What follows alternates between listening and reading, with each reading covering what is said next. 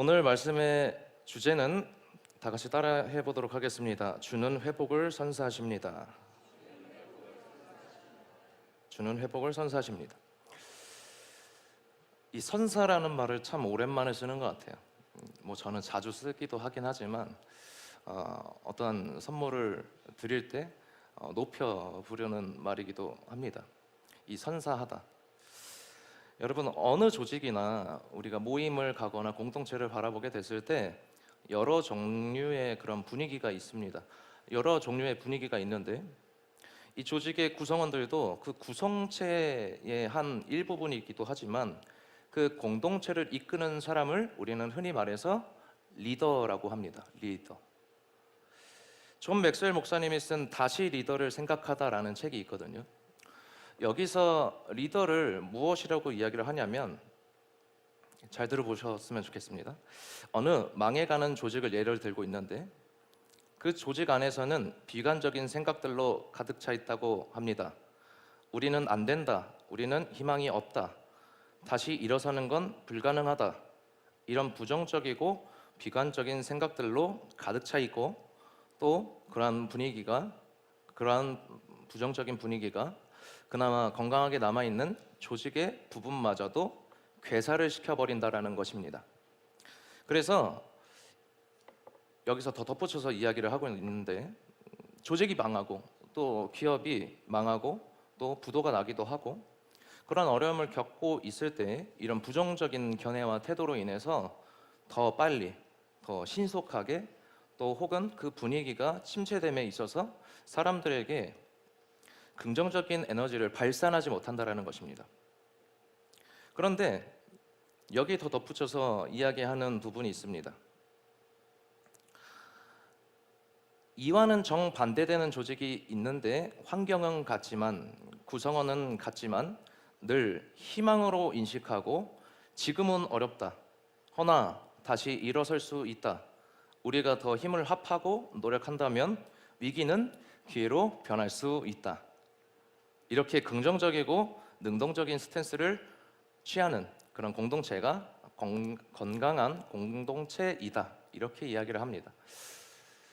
사랑하는 검단 행복한 교우 성도 여러분, 우리는 건강한 공동체입니까? 혹은 괴사를 시켜버리는 공동체입니까? 그것이 여러분들이 발을 딛고 있는 가정일 수도 있고 또 일을 하고 있는 터전이 될 수도 있습니다. 어떠한 공동체의 일원으로 계십니까? 한번 생각해 보셨으면 좋겠습니다. 여기서 이 희망적인 분위기도 이 사람 간에 엄청난 영향을 미친다라는 것을 우리에게 피력을 하고 있고 또 강조를 하고 있어요. 책 이야기를 하면 굉장히 무거워지거든요. 별로 그렇게 책을 읽지 않기 때문에 저도 계속 막 노력하고 억지로 읽는데요. 그래서 사람들은 스포츠를 좋아하기도 합니다. 좀 이해가 쉽게 하기 위해서 참 몇 년 전에 있었던 동화 같은 일이 벌어졌어요. 여러분 혹시 영국 프리미어리그 좋아하십니까? 저는 경기를 이제 중계를 보지 않더라도 그 결과는 보거든요. 그리고 하이라이트는 봅니다. 2015-16 프리미어리그 시즌에서 참 동화 같은 일이 벌어졌습니다. 여러분 아실 텐데요. 리그 최약체였고 항상 2부 리그와 그 프리미어 리그를 왔다 갔다 하는 팀이었어요. 레스터 시티 아십니까? 레스터 시티. 레스터 시티라는 팀이 있는데 이 팀이 보여준 이 2015-16의 진짜 경기의 퍼포먼스가 진짜 대단합니다. 유튜브에 찾아보시면은 이 한 리그가 운영이 되는 데 있어서 하이라이트만 모아놔도 저 꼴등하던 팀이 어떻게 우승을 할 수가 있었을까? 저도 맨 처음에는 제가 개인적으로 좋아하는 팀이 맨체스터 유나이티드입니다. 지금은 계속 왔다 갔다 해가지고 조금 답답해요. 감독이 바뀌고 그래도 별반 우승을 못하는 것 같아요. 그런데 이 팀의 그 경기를 항상 보면은 되게 투박해요. 강팀을 만나면은 일단 선 수비, 후 역습, 굉장히 단순한 논리 같고 그러한 전술 같지만 그거를 다 강팀을 다 잡더라고요. 처음에는 이 팀이 이제 이 돌풍이 오래가지 못할 것 같다. 저러다가 이제 한 중반 말미에서부터는 이제 계속 지겠지. 좀 그렇게 생각을 했거든요. 아니었어요. 맨체스터 시티와 승점이 8점인가요? 그 정도 차이가 나면서 우승을 했어요. 여기서 이때 당시에 레스터 시티라는 팀의 공격수 제이미 바디라는 선수가 인터뷰를 해요. 항상 우승을 하면은 카퍼레이드를 합니다. 그 연고지에서 카퍼레이드를 하는데 그 카퍼레이드 이후에 이 선수가 이렇게 인터뷰를 했어요. 우리가 리그 다른 팀의 강팀과 전력을 비교해도 정말 약합니다. 강하지 않습니다. 하지만 우리에게는 절대로 질 수 없다는 위닝 멘탈리티가 갖추게 하는 리더가 있습니다. 한 번 패해도 두 번 지지 않는다라는 필승의 각오로 달려오게 한 리더가 있었기 때문입니다. 그래서 우리 팀은 주전과 후보의 구분이 없습니다.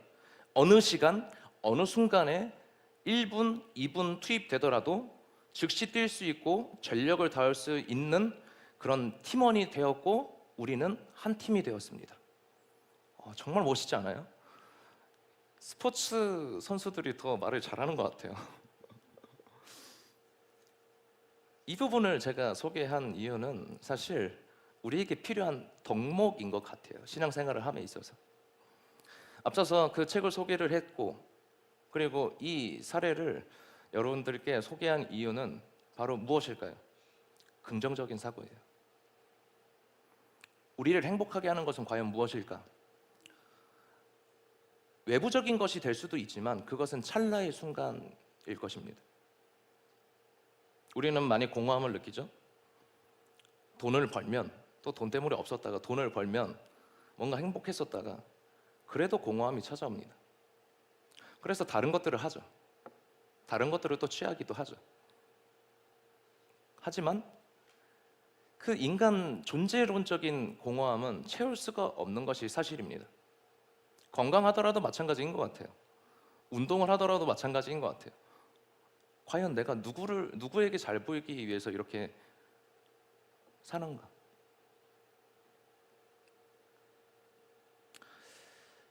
제가 이 위닝 멘탈리티를 소개한 이유는 바로 승자의 정신이 그 어느 때보다도 필요한 시대이기 때문입니다.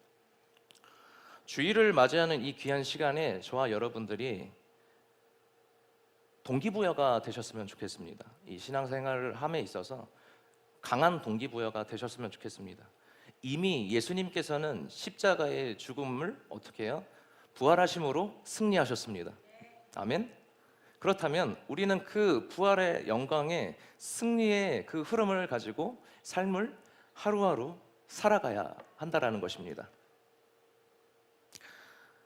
여기저기서 사실 부정적인 말들이 오고 가고 또 그것에 노출이 되고 그런 말들을 계속 듣다 보면은요, 그 영향력에 마치 티슈에 물이 조금씩 한 방울씩 떨어지면은 다 어떻게 돼요? 스며들듯이 그런 부정적인 영향력 가운데 우리는 젖어들기 마련입니다. 하지만 이 부정적인 현실 가운데서 오늘 우리는 예배를 드림으로 말미암아 말씀과 찬양과 기도 가운데 다시 한 번 더 주님께서 그의 이름으로 주시는 위닝 멘탈리티를 회복하기를 원합니다.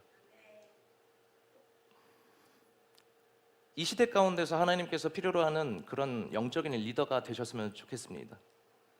하나님께서는 우리에게 그런 영향력 있는, 하나님께서 원하시는 그런 리더가 되게 하기 위하여서 먼저 무엇이 되어야 하는가, 그것을 우리에게 주목하게 하는데, 그것은 앞에서 말씀드린 것처럼 예수님이라는 그 감독의 지휘 아래에 주님과 한 몸을 이루는 원팀이 되어야 된다.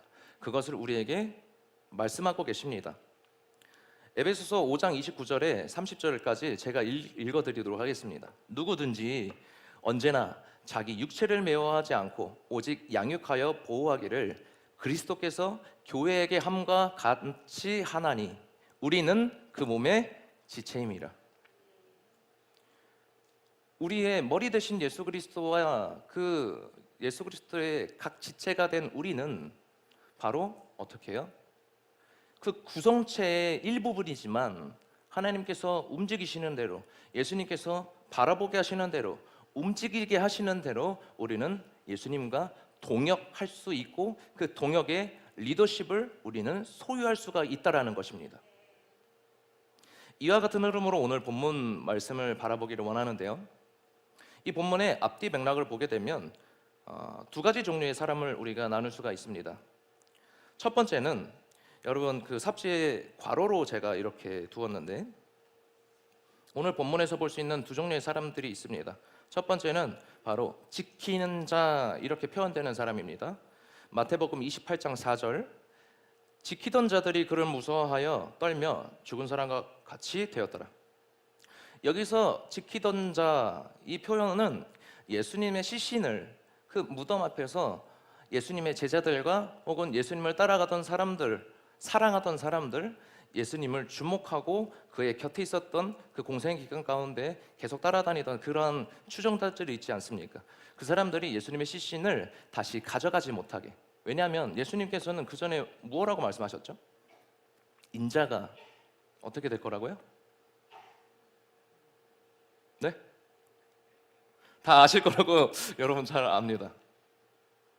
부활에 대해서 예고를 하시잖아요. 근데 그 예고하신 것에 대해서 이때 당시에 유대인들의 그 기득권층은 자신들의 유익을 잃어버리기 쉽거든요. 그 시신이 없어지게 돼버리면 그가 다시 부활했던지 아니면 없어져서 어떻게 되면 소문이 소문에 꼬리를 물고 계속 그렇게 될 거 아니에요.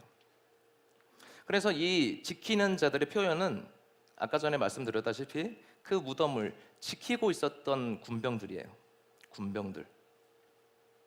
두 번째 괄호는 바로 찾는 자입니다. 찾는 자. 마태복음 28장 5절 천사가 여자들에게 말하여 이르되 너희는 무서워하지 말라. 십자가에 못 박히신 예수를 너희가 찾는 줄을 내가 어떻게 아노라. 찾는 자들이 누군가 하면은 이때 당시에 예수님을 너무나 사랑했고 그리고 그 예수님의 곁에서 있었던 이른 새벽에 그 슬픔을 예수님께서 돌아가신 그 슬픔을 그래도 내가 그 예수님의 사람과 같이 따르기 위하여서 무덤을 찾은 막달라 마리아와 그리고 다른 마리아 그 두 사람을 이야기하고 있습니다. 이 두 사람이 바로 찾는 자예요. 찾는 자. 이 지키는 자들과 찾는 자들 이 두 종류의 대비되는 사람들이 있습니다. 그런데 조금 더 주목해서 본문을 보게 되면은 이 예수님의 부활을 믿지 못하는 부활이 없다고 말하는 사람들을 어떻게 해요? 전제로 지키는 자라고 이야기를 하고 예수님께서 우리에게 약속하셨던 그 부활이 있다라고 믿고 그리고 그의 먼저 선행하심으로 사랑하신 그 영향력 아래에 있었던 사람들을 바로 찾는 자라고 이렇게 대비해서 우리는 살펴볼 수 있다는 것입니다. 그런데 공통점이 있어요. 이 공통점은 이 두 부류의 종류의 사람 둘 다 두려움이 있었습니다. 두려움. 우리도 살아가는 데 있어서 두려움이 있죠. 신앙생활을 오래 하고 또 살아가다 보니까 여전히 두려워요. 우리가 들리는 상황들은 참 사람들이 살기 때문에 이것 저것 요것 별반 차이가 없습니다. 가정, 일터, 그리고 또 사업장이 될 수도 있고요. 인간관계일 수도 있죠. 그러니까 누구 하나 그 모든 조건이 다 열려 있어요. 그렇지만 나라는 자는 내가 겪는 그 체감되어지는 이 존재론적인 사람은 나 혼자밖에 없기 때문에 이 세상에 그렇기 때문에 항상 주관적일 수밖에 없습니다. 그런데 우리는 그 눈으로 보여지지 않는 혹은 눈으로 보여지는 그런 상황과 그 전쟁과 같은 상황들이 노출되어졌을 때 항상 찾아오는 게 두려움이다라는 거예요. 두려움. 그런데 지키던 자들, 부활이 없다라고 이야기하는 자들, 지금으로 이야기하면 예수님을 모르는 사람들, 세상을 버타며 살아가는 사람들과의 찾는 자의 차이점은 무엇일까? 공통점은 두려움이었어요. 차이점은 무엇일까? 그것은 예수를 모르는 사람들이 지칭하고 있는 이 지키는 자들을 성경을 보면 그저 뭐라고 말을 하냐면 두려워서 죽을 것 같다. 오늘 본문에서도 이야기를 하고 있습니다. 두려워서 죽을 것 같다. 이게 그냥 결말이에요. 죽을 것 같다. 여기서 끝났어요. 하지만 이 찾는 자들의 특징은 이 지키는 자들과 사뭇 다릅니다. 두려움은 항상 있었어요. 그렇지만 이 찾는 자들은 먼저 어떠한 일이 있었냐면 천사들의 위로가 있었습니다. 두 번째는 부활하신 주님의 기쁜 소식이 들려집니다. 그래서 이 찾는 자들의 이 두려움이 어떻게 반전이 되는가? 바로 8절입니다. 그 여자들이 그 무서움과 큰 기쁨으로 빨리 무덤을 떠나 제자들에게 알리려고 다름질할세. 어떻게 해요? 그 무서움과 큰 기쁨으로, 여기서 무서움은 두려움이거든요. 근데 이 두려움이 없어지지 않았어요. 해소가 되지 않았단 말이에요. 그런데 뭐가 딸려 붙었어요 지금요? 큰 기쁨. 큰 기쁨.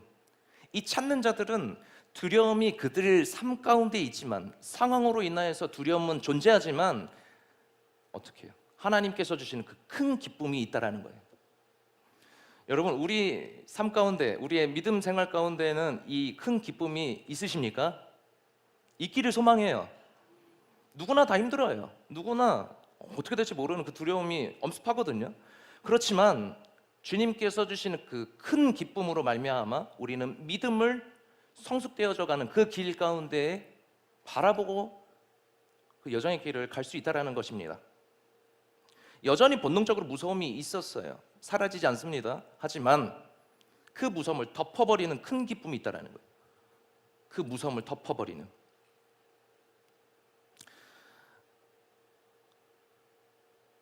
우리는 전날까지도 두려움이 있었고, 우리 검단 행복한 교회 이 성전에 들어오기 전까지도 두려움이 있었던 것은 사실이에요. 하지만 예배를 통하여서, 말씀을 통하여서 주시는 큰 기쁨을 다시 회복하기를 소망합니다. 주님께서 주실 거예요. 두려워 떨고 있는 사람들한테 예수를 바라보고 예수를 찾는 자들에게는 항상 어떻게 해요? 큰 기쁨을 허락하셨다는 사실을 우리 잊지 않으셔야 합니다. 여전히 우리는 염려가 될 수 있어요. 하지만 뭐라고요? 우리에게는 예수로 말미암아 큰 기쁨이 있다. 이럴 때는 이런 내용은 적으셔도 돼요. 예수로 인하여서 우리는 큰 기쁨이 있어요. 우리가 잊고 살 때가 너무 많거든요. 사실 잊고 살 때가 너무 많아요. 이 찾는 자들의 특징은, 두 번째는 어떤 것이 있었냐면 사명을 갱신받는 사람들이에요. 사명을 갱신을 받아요. 뭔가 잊고 있었던 사실을 다시 한 번 더 예수 그리스도의 그 은혜와 그 이름의 능력으로 다시 갱신을 받아요. 다시 일깨워 주신다라는 말씀입니다. 마태복음 28장 7절입니다. 우리 함께 읽도록 하겠습니다. 시작. 또 빨리 가서 그의 제자들에게 이르되 그가 죽은 자 가운데서 살아나셨고 너희보다 먼저 갈릴리로 가시나니 거기서 너희가 배우리라 하라. 보라, 내가 너희에게 일렀느니라 하거늘. 여기서 주목하여 볼 것은 빨리 가서 어디로요? 갈릴리로.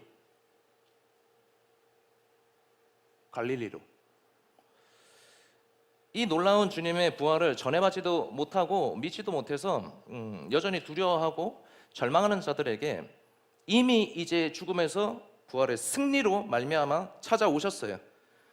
승리의 부활의 소식을 몸소 보여주셨어요. 그래서 우리는 이 말씀을 우리의 삶 가운데 적용하는 것, 그것이 잘 이루어져야 하는데 안 될 때도 많죠. 하지만 임팩트 있는 큰 사건에 대해서는 우리가 그 영향력 가운데 쭉 가야 됩니다.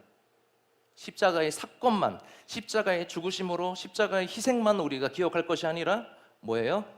부활하신 예수 그리스도의 영광, 그 승리로 말미암아 우리는 살아가야 해요.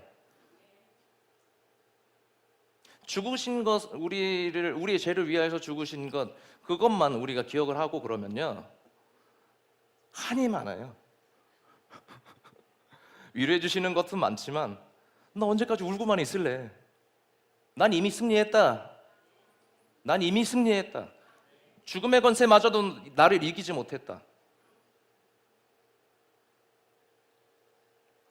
저는 우리 모두가 6절에서의 그 부활의 기쁨을 경험한 사람들이라면 7절에 바로 건너가서예요. 또 빨리 가서 하나님이 친히 이루신 그 큰 기쁨을 전하는 자 되시기를 소망합니다. 본문 속에서 이 천사들이 제자들에게 무엇을 전하라고 두 여인에게 말하는데 7절입니다. 또 빨리 가서 그의 제자들에게 이르되 그가 죽은 자 가운데서 살아나셨고 너희보다 먼저 갈릴리로 가시니 거기서 너희가 배우리라 하라. 보라 내가 너희에게 일렀느니라 하거늘. 또 10절에 예수님이 말씀하십니다. 친히 말씀하십니다. 이에 예수께서 이르시되 무서워하지 말라. 가서 내 형제들에게 갈릴리로 가라 하라. 거기서 나를 보리라 하시니라. 왜 주님은 갈릴리를 주목하셨을까요? 갈릴리. 눈치가 빠르신 분이거나 이제 말씀을 좀 잘 아시는 분들은 익히 아실 것 같습니다. 갈릴리라는 곳은 이 예수님께서 십자가를 지시기 이전에 공생의 활동을 하면서 주님께서 보여주셨고 제자들과 함께 친히 그의 이름으로 귀신을 쫓아냈고 그의 이름으로 표적을 보여주셨고 그리고 많은 사람들 앞에서 하나님 나라의 많은 비유들을 가지고 하나님 나라를 열거하고 가르치셨어요. 그곳이 바로 갈릴리라고 하는 그 중심의 무대입니다. 그런데 이 갈릴리를 다시 가라고 하신 것은 너희가 예수님께서 잠시 없어졌다. 죽음으로 인해서 죽으셨지만 그래서 지금 베드로는 어떤 상황까지 가요? 난 다시 내 본업으로 가겠다. 절망했잖아요. 자신이 어느 정도의 사람인 거를 깨달았잖아요. 주님 저는 부인하지 않습니다 했지만 3번이나 부인을 했잖아요. 그것을 자기의 한계를 경험한 거예요. 그리고 절망에 빠졌죠.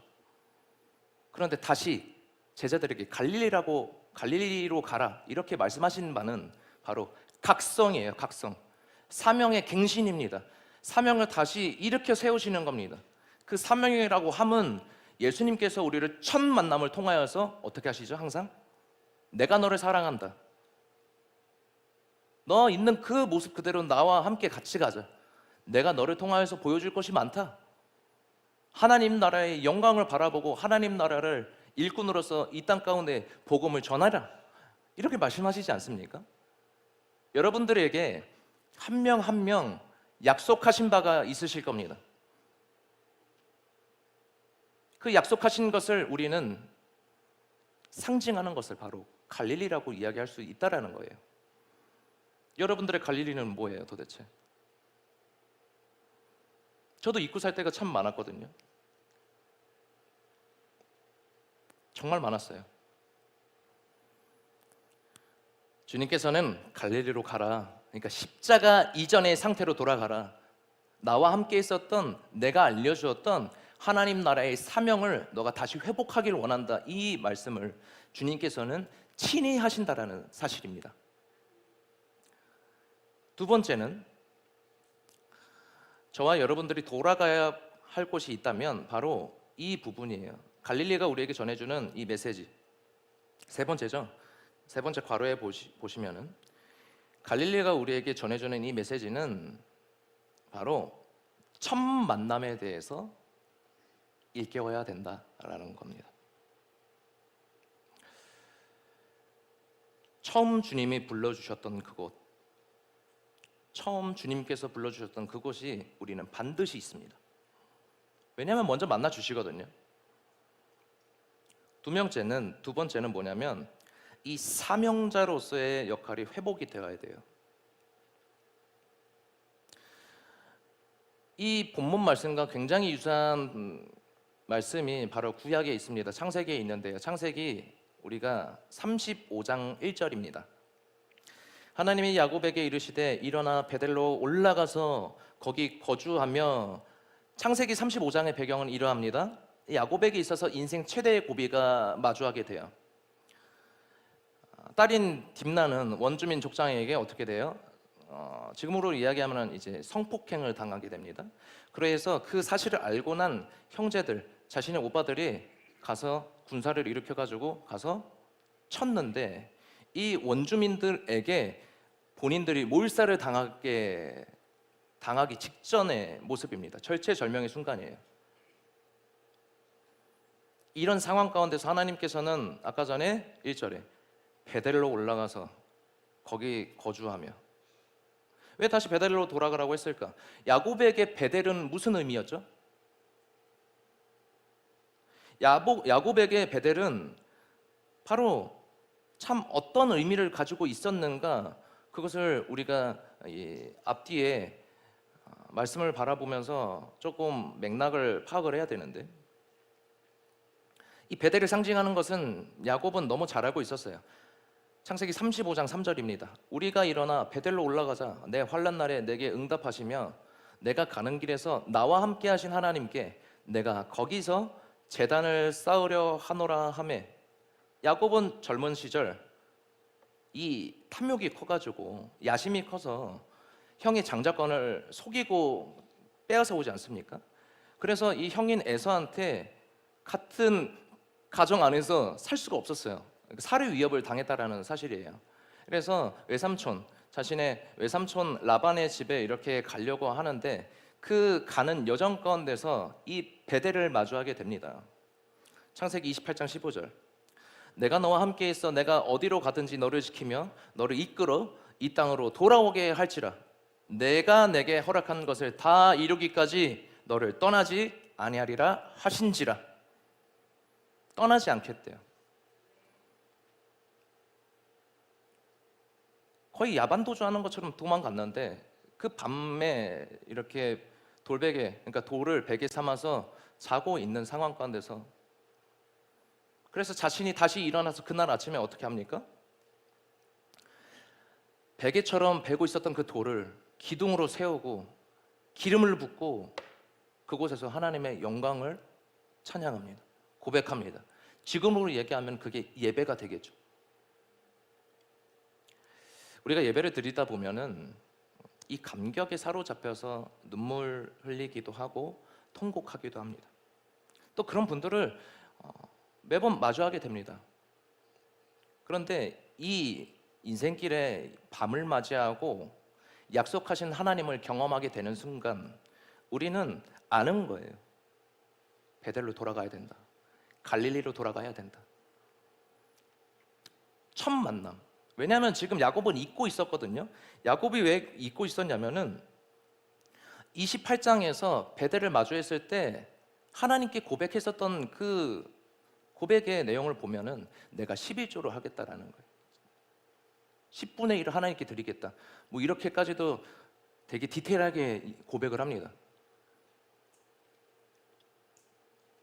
근데 잊고 살지 않았을까요?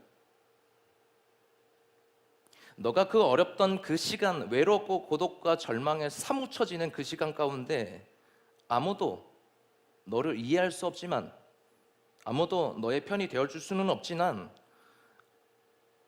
나는 너의 동반자가 될 수 있다. 나는 너의 인생길 가운데 함께 가는 동역자다. 그렇기 때문에 다시 너의 사명을 일깨워서 갈릴리로 가라. 베델로 가라. 나와 함께 있었던 하나님 나라의 그 소명을 다시 일깨워서 너의 갈 길을 가라. 내가 너와 함께 하겠다. 여러분, 우리가 가진 그 하나님과의 약속의 언약의 장소는 어디이십니까? 여러분, 첫 만남이 기억이 나십니까? 얼마나 우여곡절이 있었고 내가 하나님 믿고 살았다가 하나님을 만나게 되었고, 그때 하나님이 주셨던 그 약속의 말씀 다시 환기시켜야 돼요. 다시 환기시켜야 돼요. 여러분, 하나님은 정말로 좋으신 분이에요. 한 가지 사건을 통하여서 많은 것들을 알게 하시거든요. 내 육체의 질병 때문에 찾아오는 이 어려움을 통하여서 하나님의 심정을 알게 되고, 또 하나님의 위로하심도 알게 되고, 또 하나님의 각별하신 사랑도 알게 되거든요. 결국에는 우리는 낮아지고 낮아져서 이런 고백들이 나올 때가 있습니다. 하나님, 상황은 바뀌지 않아도 좋습니다. 하나님, 상황은 바뀌지 않아도 좋습니다. 왜냐하면 나는 주님과 함께 가는 이 길 가운데 오늘도 주님을 만나기 때문입니다. 하나님, 내 심정과 내 육체적인 어려움과 관계적인 어려움이 나를 짓누를 지금 이 순간에도 변하지 않아도 좋습니다. 나는 주님과 함께라면 참으로 좋습니다. 결론이에요. 여러분, 예수님께서 돌아가시고 나서 이 제자들에게 절망 위기로 찾아왔거든요. 본인들의 본업을 다 내려놓고 가업까지, 그때 당시에는 가업으로 이어졌으니까요, 다 내려다 두고 뒤로 제쳐놓고 주님을 따랐는데 주님께서 돌아가셨거든요. 그러니까 예수님께서 부활하시고 나서 이 두 여인을 찾는 자들을 만나시고 나서 무엇에 주목합니까? 빨리 가라, 갈릴리로. 지체할 시간이 없습니다, 여러분. 오늘까지만 이렇게 살고 내일 아니에요. 빨리 가야 돼요. 빨리 돌이키셔야 돼요. 빨리예요, 빨리. 우리는 빨리 주목해야 됩니다. 여러분, 약속의 장소가 분명히 있으실 거예요. 하나님께서 콜링하시고 하나님께서 직접적으로 말씀하시고 보여주신 그 환상이나 혹은 말씀이 있으실 겁니다. 그 언약의 메시지를 다시 끄집어내셔야 돼요. 빨리예요. 그래서 주님께서 오늘 말씀의 제목처럼 회복을 선사하시는 거예요. 회복을. 절망의 위기 가운데 낙심하고 좌절하고 있을 때 빨리 일어나라. 그러면 그곳으로 가면 다시 너의 소명을 다시 되찾는 순간 나와 부활한 나와 마주하게 될 것이다라는 거예요. 사랑하는 우리 검단 행복한 교회 교우 여러분, 빨리 일으키셔야 돼요. 빨리 해요. 지체할 시간이 없습니다. 더 이상 이렇게 계속 갈 수는 없습니다. 할렐루야. 빨리 가셔야 돼요. 그 사명의 갈릴리로, 베델로 가셔야 됩니다.